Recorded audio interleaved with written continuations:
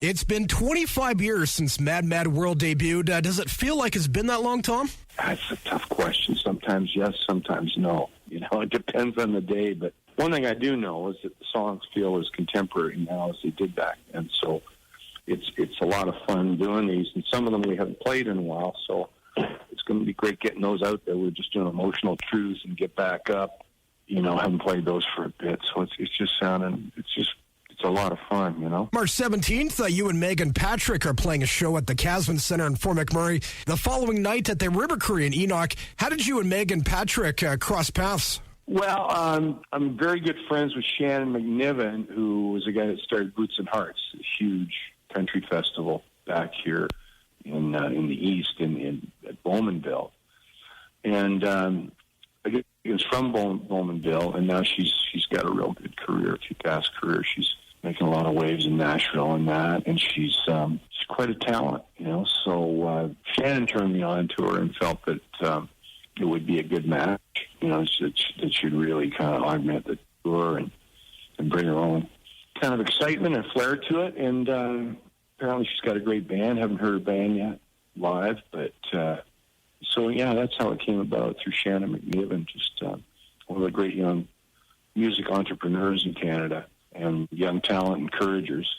So, that's how it came about. Tom Cochrane on the show this afternoon. Tom, you're from Lynn Lake, Manitoba. When you were just 11, you sold a train set to buy your first guitar. What was it that made you determined to love music so much at a young age? Jeremy, a lot of people of this generation don't realize that we've gone through a number of generations since I was in junior high school and public school and junior high. But it just the Beatles were such a phenomenon, and everybody, we played hockey and we were into sports.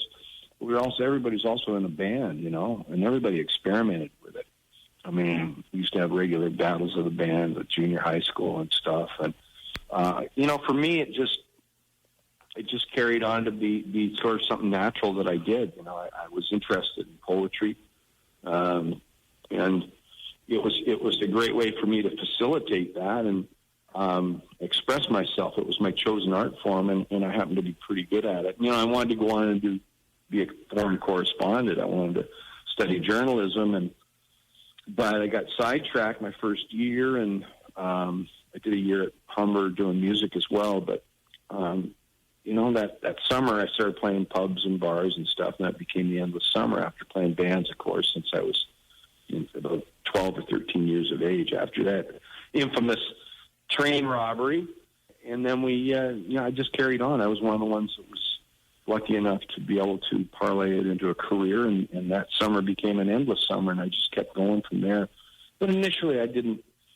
Initially you think, well, if we can get a record out, one record, that'd be a lot of fun, and move on to what you're going to really do for your life and your career. And it just ended up, becoming the endless summer. So I've been pretty lucky that way. One of the tracks on Mad Mad World is Life is a Highway, one of my favorite songs. And a few years back, it was covered by Rascal Flatts. Have you heard their version, Tom? And what do you think about them not using a harmonica in your classic song? Oh, yeah. I love it. Yeah, it's the one thing I miss. I like the harmonica in there. It's kind of childlike, It's jubilant and joyous and all those things. And I sort of miss that. But other than that, Gary sings the living daylights out of it. He's such an incredible singer, and I've been on stage a bunch of times with them playing it, and it's such an honor that they're such gracious guys. They flew a bunch of us to Nashville a few years back to celebrate the writers that have contributed to their records, and gave us all an award. And I thought that was a really wonderfully kind and generous gesture, and I was quite overwhelmed with that. So I got nothing but good things to say. Sometimes people say to me, man, it's too bad those guys stole your song. I said, well, I wish they'd steal some more.